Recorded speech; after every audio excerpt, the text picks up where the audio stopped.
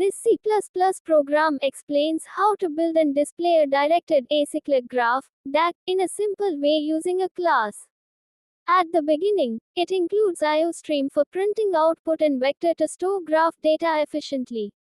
A class named DAG is created, which contains two main variables. One is vertices to store the total number of nodes in the graph, and the second is edgelist, which is a 2D vector used to represent the graph as an adjacency list. In this structure, each index represents a node, and inside it we store all the nodes it is connected to. The constructor DAG, int v, is used to initialize the graph by setting the number of vertices and resizing the adjacency list so it can hold all nodes. Then, the function addEdge, int u, int v, is used to create a directed edge from node u to node v, which means the connection goes only in one direction, from u to v.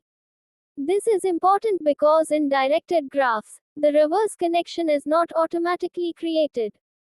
After that, the display function is used to print the graph. It loops through each vertex and prints all the nodes connected to it, showing how the graph is structured. In the main function, an object of the DAG class is created with 6 vertices.